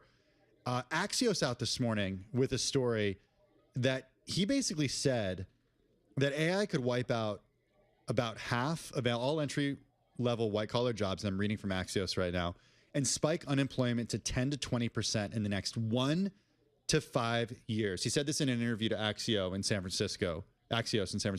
Do you disagree with that? It sounds like you're not as bullish when it comes to the actual effect of AI on the workforce. I think that, again, I'm a techno optimist, if anything. I think there will be disruptions to the labor force, but there will also be new opportunities over the long term. So I think certain low-level coding jobs, certain low-level copy editing jobs, those will start to get pretty tough. Anyone who does image creation, they're going to be challenged for a while until we find new ways to make use of these tools. So absolutely, in the 1900s, all the buggy whip and carriage makers and horse trainers, they were very disrupted, and we're going to see something similar. But the economy will still continue to grow, and hopefully we'll find ways to use those people to do new things with the tools we get. I mean, hopefully, or else we're in for a real reckoning when it comes to the labor force. Yeah, and again, I think it's very premature to talk about these sort of massive, big term impacts of AI, because the things we actually use day to day aren't quite there yet. You know, again, a few small categories where there is disruption, but in a broader sense, we haven't really grasped the full potential for AI and what it's going to do. So then we have ways to go. Okay, so then it raises the question about other companies, in your view, that could be beneficiaries of the way that technology is moving. If NVIDIA, in your view, has limited upside right now, where, in your view, should investors be putting their money? Broadcom, right? I think today, anytime NVIDIA loses share, it's to one of its big customers, the hyperscalers, Intel, Microsoft, Google, not Intel, sorry, Google, Microsoft, Amazon. Those companies are all in various stages of designing their own GPU alternatives, and Broadcom is going to make a lot of money helping those chips come to market. When do you think those chips will be able to hold a candle to what NVIDIA has developed? I think we're already there today. I think Google has the TPU, their tensor processing unit. They're on their 5th or 6th generation of those. Those are incredibly performative. They work very well for Google and what Google needs to do. And I think other Google's peers are going to start to see the benefits of that and move down that path as well. All right, you are listening and watching Bloomberg Business Week Daily. Carol Massar along with Tim Stanovic live in our Bloomberg Interactive Broker Studio. We're talking with Jay Goldberg, Senior Analyst of Semiconductors and Electronics over at Seaport Research Partners. As we said, he's the only analyst listed on the Bloomberg with a sell rating on NVIDIA. And yet here in the aftermarket, we are definitely not seeing investors sell shares of NVIDIA. Stock is up about 3.3%. This as the company did come out and post its latest quarterly update as well as outlook. And as our Ian King writes, the company, it's the world's largest semiconductor company, giving an upbeat forecast even as China slowdown mars some of the growth. Slowdown in China weighed on results, but sales will be about $45 billion in the fiscal second quarter. That runs through July. That included the loss of roughly $8 billion in revenue from China because of export controls from the United States. The forecast was in line with analyst estimates, according to our data. So what's interesting is that even with that loss, we're talking about sales will be about $45 billion. And as our Ian King writes on our live blog, how many companies could front load their earnings release with details of what they're missing out on and still get a positive reaction from investors? So the stock, as we said, still holding on to about a 3.5% gain here in the aftermarket. Our colleague Carmen Reinecke writing on our live blog that it seems traders are reacting to the company's revenue forecast, which is still basically in line, even with an expected $8 billion loss when it comes to H20 revenue. That signals NVIDIA is making up for the loss elsewhere. Jay, I want to bring you back in with the caveat that you haven't necessarily had the time to comb through these results. But in your view, where do you think NVIDIA could be making up for the loss in H20 revenue? I think there's still a lot of demand from the hyperscalers. We have a bunch of massive data center build-outs taking place. We had, big announcements in Saudi Arabia last week, Stargate earlier this year, UAE, Kuwait. Lots of big Gulf nations are building out data center capacity. The hyperscalers, have building these plans. These data centers takes multiple years, and so they've had commitments and plans in place for a long time now. So those are going to continue. Right. I think the question is next year, can the CapEx continue to be at these levels? What happens there? But a lot of what we're seeing today is stuff that was planned on and committed to months ago. So I guess it also raises the question about demand from these hyperscalers, which you said continues to remain strong. You also said that it does seem like, especially when it comes to Google, that they could have some products that, in your view, at this point, hold a candle to NVIDIA. In terms of where NVIDIA needs to go next, over the last few months, we've talked a little bit about the way, and we're going to hear from Jensen Huang, 6:30 Wall Street time, just in a little under 2 hours. Ed Ludlow is going to have an NVIDIA earnings special, 6:30 p.m. Wall Street time on Bloomberg TV and radio. But Jay, I'm wondering about where you think the area of growth is for NVIDIA right now in terms of products. We've seen Jensen Huang talk in recent months about humanoid robots, about self-driving cars as areas of potential growth. Where do you see that the company needs to go? I think the two critical areas for them are in inference compute and robots. And inference is the stage of AI computing where it sort of goes into wide adoption, when we've built a model and now we need to use it. how that actually gets deployed, I mentioned earlier, it depends a lot on what we're actually doing with it. Inference is going to be the big battleground. I think NVIDIA has a lock on the training side of the model building, but the inference question is looming large. How we're actually going to deploy this.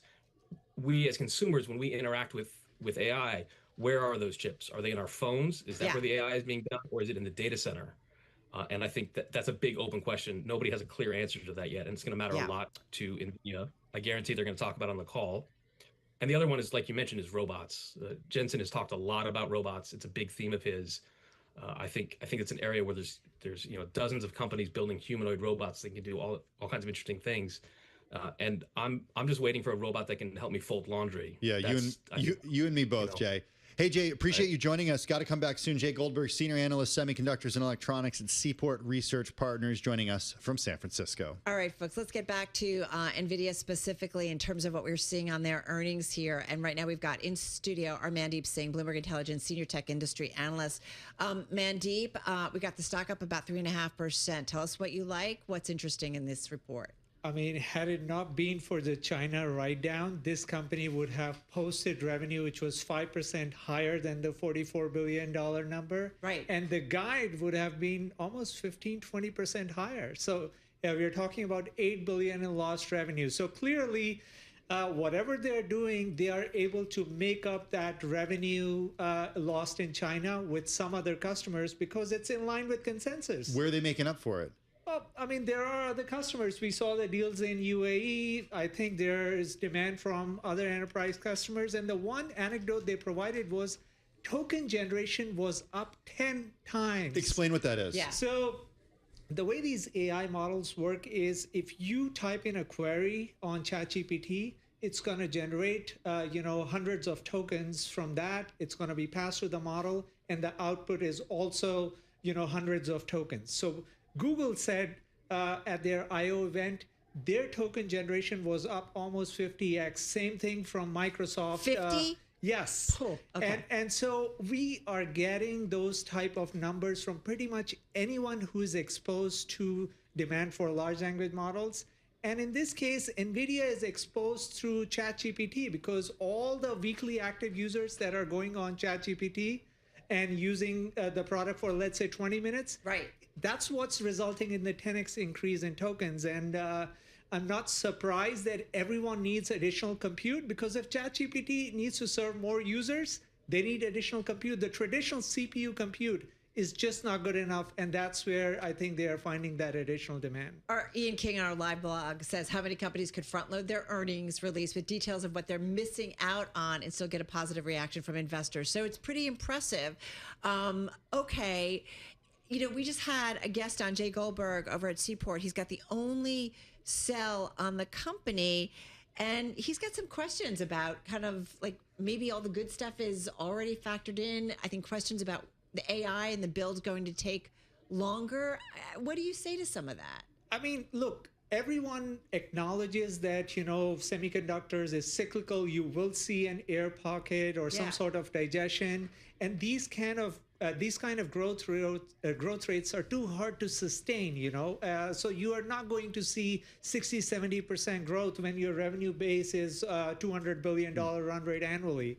I mean, from that perspective, there will be a tapering of growth, but look at all the hyperscalers. NVIDIA is still growing top line way above everyone else, including Microsoft and, Meta that are growing at a very healthy high teens rate. So from that perspective, there is still a lot of runway when it comes to NVIDIA's growth. China and the China-specific story here, the H20, the restrictions. What do you see as the long-term effect of what the Trump administration has recently said, but also export restrictions on some of NVIDIA's products, specifically with regard to China? I mean, that is the most plausible bear case against NVIDIA because, look, right now, China used to be about 20% of NVIDIA's revenue. It's very hard to fill that hole with all the additional demand, even though ChatGPT and other LLMs need more compute and they can take whatever NVIDIA is making. But in the long term, if you're looking 5 years out, without China, I mean, that's where all the secondary LLM companies are, besides, ChatGPT, Anthropic, and Google. And so you are missing out on a lot of potential customers that would have used your chips. What did we say about DeepSeek before, that they had an update? And like we're trying to understand. So if this is all real with what they upgraded the R1 AI model that helped propel it to global prominence earlier this year. Now, if we don't still know exactly how they're doing all of this, but if they are doing it with less advanced chips, I mean, does that make the NVIDIA story not as exciting? No, because NVIDIA's... And again, this is all speculation. Yeah, right? We don't totally know. And look, there could be some pull forward in China, with DeepSeek using NVIDIA's chips because they anticipated these kind of restrictions. Right. But in other regions, everyone realizes NVIDIA has the best chip. The only reason why you are going to look for an alternative is a hyperscaler looking to really...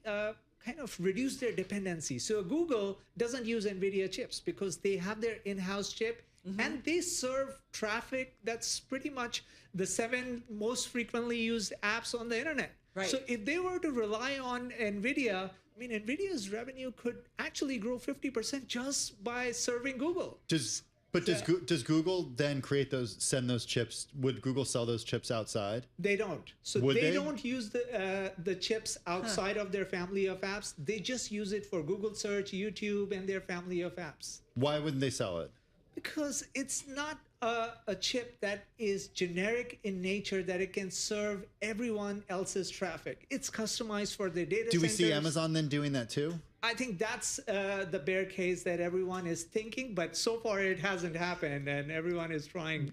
Would you disagree with Jay Goldberg, who just told us that he thinks that Broadcom is the closest competitor right now?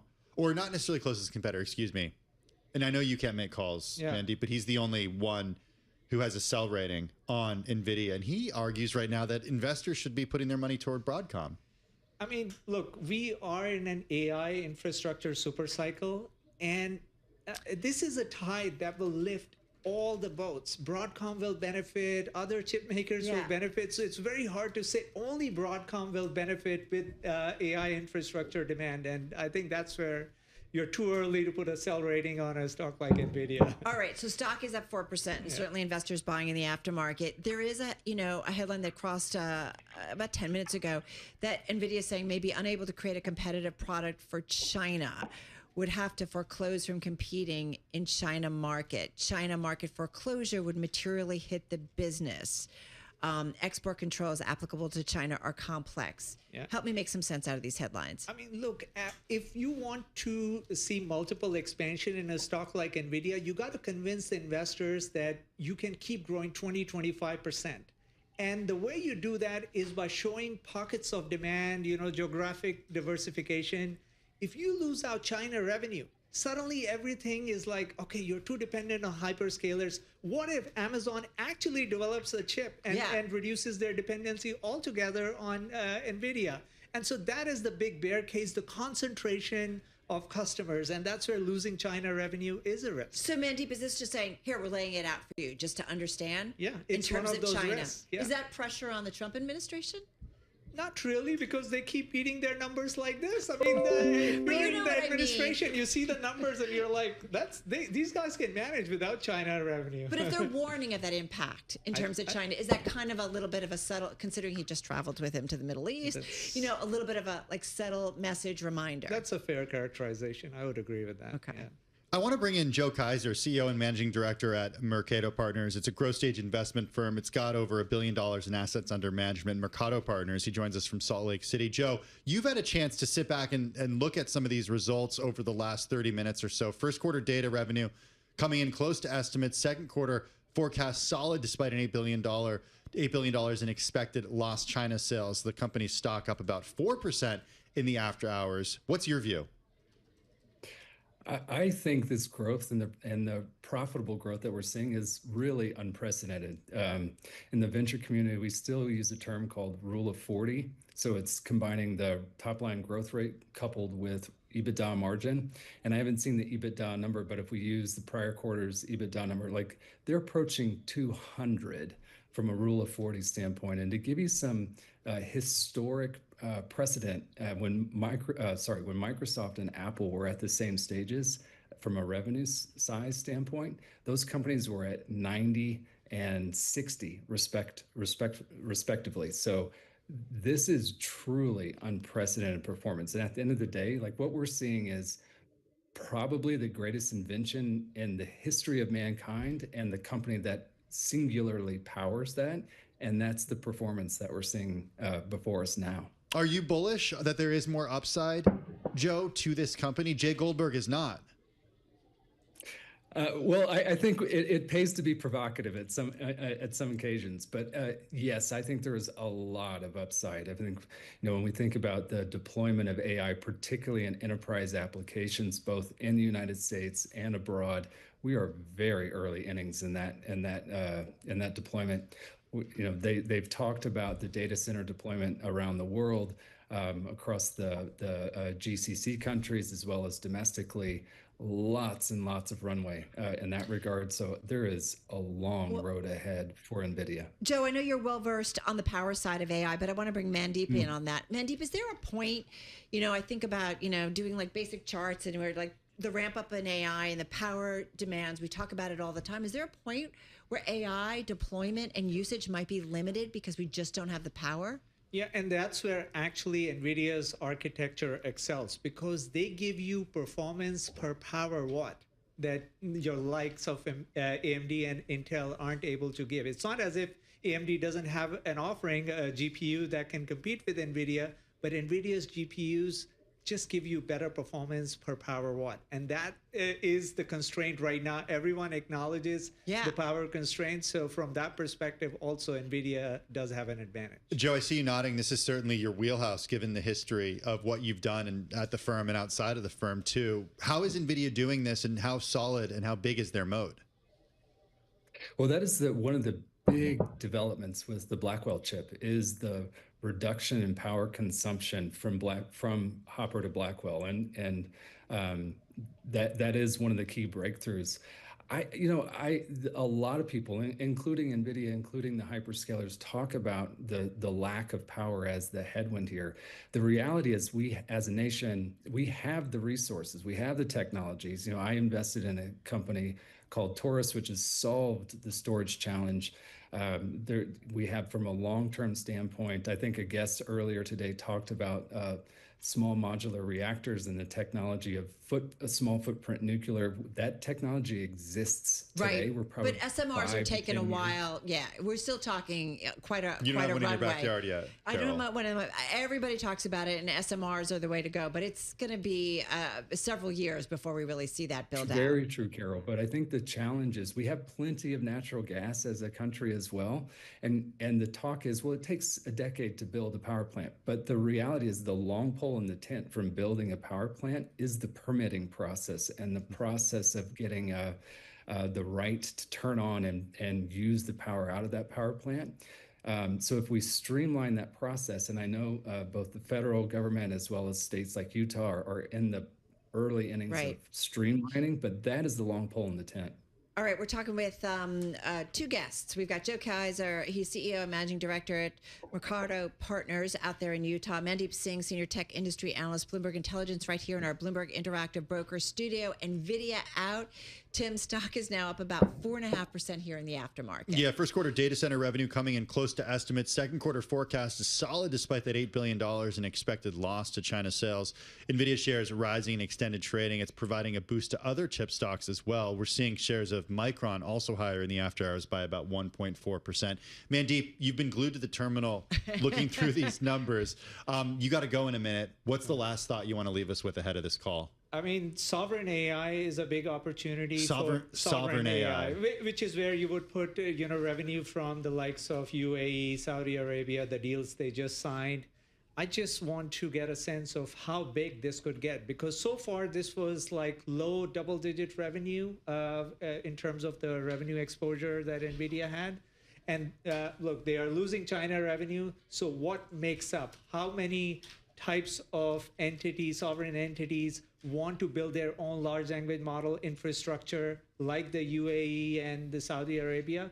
And that would determine, the pace of growth when it comes to the hyperscale piece of NVIDIA's growth. The Middle East trip makes so much more sense, right? Yeah, maybe they should be doing more trips with the administration. Well, where else can they go? Anywhere, right? Yeah, anywhere. I mean, look, EU, you've got so many pockets where there's so much sensitivity around AI in terms of developing your own AI, serving it with your own infrastructure, that's the real bull case when it comes to sovereign AI. What can I ask one last question? Yeah. Cash equivalents, marketable securities, 53.7 billion, up from 31.4 billion a year ago and 43.2 billion a quarter ago.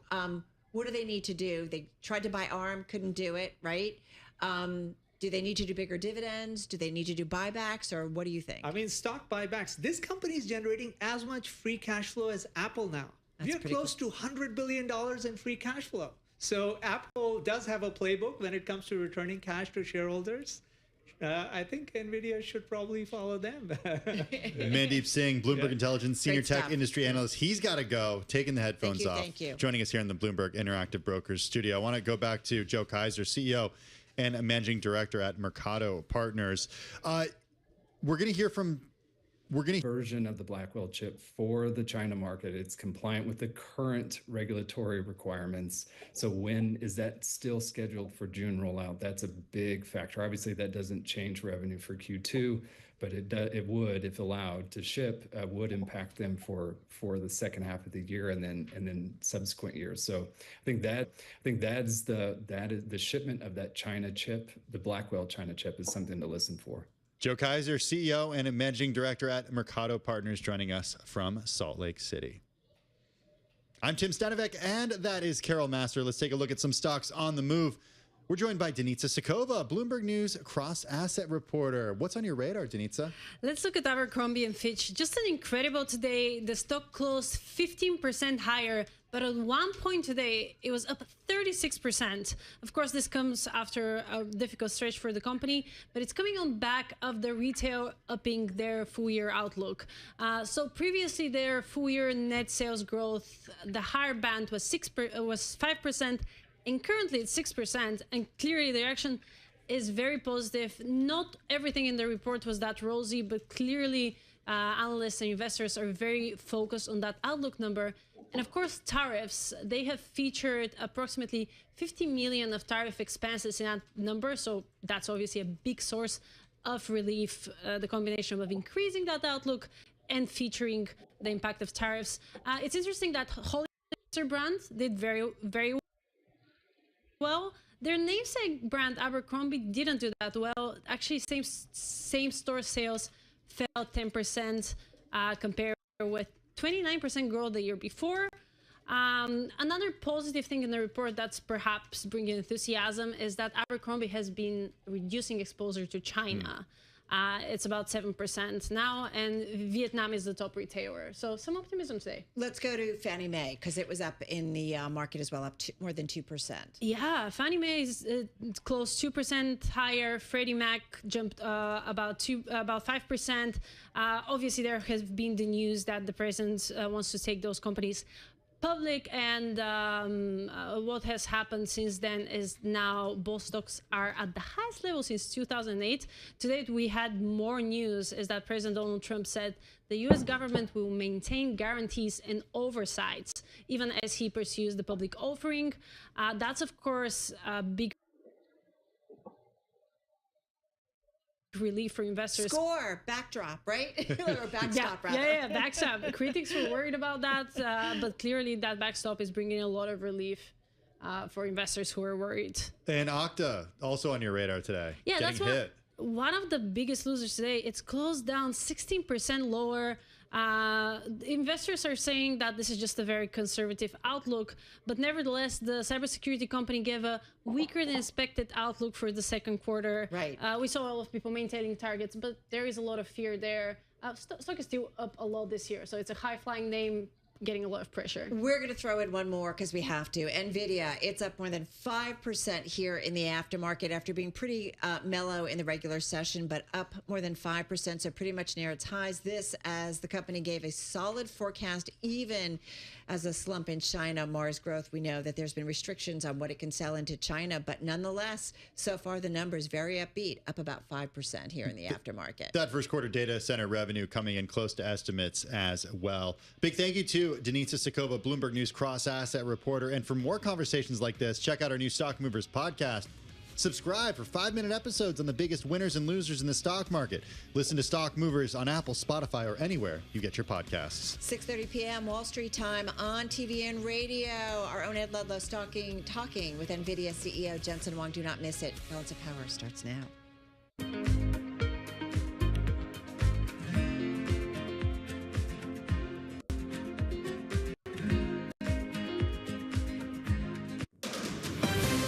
From the world of politics to the world of business, this is Balance of Power.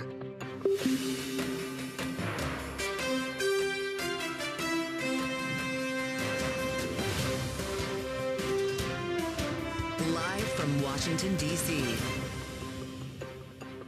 From Bloomberg's Washington, D.C. studios to our TV and radio audiences worldwide, welcome to Balance of Power. Alongside Kaylee Lines, I'm Joe Matthew. The Trump administration goes all in on crypto. With President Trump, crypto finally has a champion and an ally in the White House. From the deregulation efforts to the Trump family's personal stake, we'll discuss the future of the booming industry with Rustin Benham, former chair of the CFTC under the Biden administration. The Fed says its plan to weather the cloud of economic uncertainty is to wait and see. Danielle DiMartino Booth of QI Research joins us ahead for a closer look inside the cautious approach. Plus, a nuclear deal with Iran could be on the horizon as President Trump confirms he warned Israel against striking any nuclear sites while talks are underway. Well, I'd like to be honest.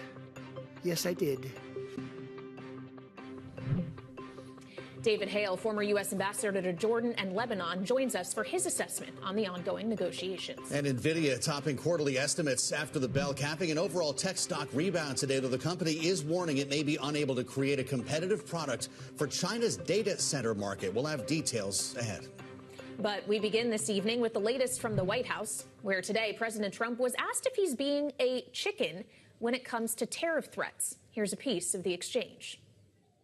Oh, isn't that nice? Chicken out? I've never heard that. You mean because I reduced China from 145% that I set down to 100 and then down to another number, and because I gave the European Union a 50% tax tariff? And they called up and they said, please, let's meet right now. We have an end date of July 9th. You call that chickening out? For the latest, we turn now to Bloomberg's Catherine Lucy. So, Catherine, he was asked about the taco trade specifically, as they're now calling it. Trump always chickens out. That's right. Maybe that's what we're seeing in financial markets. But is this not kind of the playbook we have seen? He makes a threat, and then suddenly the threat is pulled back, however, whatever time it's frame absolutely later. The playbook we've seen. And of course, Trump always chickens out, different than when we've seen Trump eat a taco bowl, different taco references. But no, he has consistently pushed these tariffs, pulled them back. And the phrase, which I understand was coined by I think a Financial Times reporter, is investors basically baking that idea in, right? Trying to calibrate for the idea that he may not follow through. Mm-hmm. The big question, obviously, is when some of these deadlines come up, in the summer, will he put bigger tariffs in place? What will these deals look like? There are still, I think, a lot of questions out there that are going to lead to more volatility. But certainly he has, I think, has been going back and forth with these tariff threats. Barron's headlining this week. It's Taco Tuesday. That was yesterday. If the cat's out of the bag here, and we've been talking about this idea of the boy who cried tariff before on this program, does that mean the play doesn't work anymore? Well, certainly Trump wants the play to work. I think he's really bristling at the idea that I don't think calling Trump a chicken, he does not appreciate that. No. You saw he took great umbrage at that idea. And he likes a big threat. He likes to have a big stick. And so I think he's going to continue to probably escalate with some of these trade negotiations. The question is, does the suggestion of being a chicken amp him up a little bit more? Right. I think maybe yes, by what we saw today in the Oval Office. Bloomberg's Catherine Lucy, thank you so much covering the White House for us. On Bloomberg, the Trump administration, meantime, rescinding the Labor Department's guidance from 2022 that discouraged crypto investments in workplace 401ks, a move seen to underscore the administration's closer ties to alternative assets. This all comes as the world's largest crypto conference is underway in Las Vegas, with some of the featured speakers, including the president's eldest sons, Eric, Don Jr., along with keynote speaker today, Vice President J.D. Vance, who had this to say about the administration's priorities when it comes to digital assets. We reject regulators, and we fired Gary Gensler, and we're going to fire everybody like him. And we know that people like Gary Gensler, the game that they played is that under the pretense of consumer protection, they attacked every single effort to democratize our financial markets, and that is over. Joining us now for Perspective, Rostin Benham, former chair of the Commodity Futures Trading Commission under the Biden administration, now fellow at Pissarro Center for Financial Markets and Policy. Speaking of regulators, it's good to see you. Welcome back to Bloomberg TV and radio. Does rejecting the regulators help to make America rich again? Now, look, regulators are extremely important. I say this often publicly. They're the reason that American markets are the most desired in the world. They're the reason American markets, capital markets, and derivatives markets are the deepest and most liquid in the world. We have a rule of law. We have rules that participants, big, small, institutional, retail, can play by. And I think it's important that regulators are well-staffed, policy is clear, and these rules of the road are out there, because consumer protections and enforcement of the law is extremely critical to the health of our financial markets. Well, and for the crypto industry, rules of the road is what they have been asking for. They have actually been pleading with Washington to regulate it. They just would like to be regulated in the way that they saw as more advantageous, which was giving more power to the commission you used to chair, the CFTC, versus the SEC. That obviously can't be done without actual market structure legislation in Congress to really delineate that. Do you see the kind of rhetoric coming from the administration, the involvement the president and his family have directly with disrupting that legislative effort? It doesn't help. I mean, certainly it's raising a lot of red flags among members of Congress about if this is the activity that's happening in the space. What do we need to do to add to these legislative efforts to prohibit or prevent some of this conduct? I also say, there are very well-baked ethics rules for any government official, elected or appointed, and we need to comply with those, and they need to be enforced as well. But ultimately, it's about rules of the road. And, I know there's this debate about which agency, but you have to really peel back that onion a couple more layers to see what is really at stake. What types of assets are we talking about? And where are they better placed, at the SEC or at the CFTC? And that's been my case. I've made it for many, many years, and I still think it is an important discussion to have. And it's nice to see some efforts happening on Congress right now, because ultimately, until we do something, the market will remain unregulated. Customers, investors, retail, institutional will be more vulnerable to harm and fraud and manipulation and conflicts of interest until the market is regulated. Well, betting on Congress getting things done has not always been a great investment recently. If we don't actually see a market structure bill come to life in this Congress, is there something the SEC can do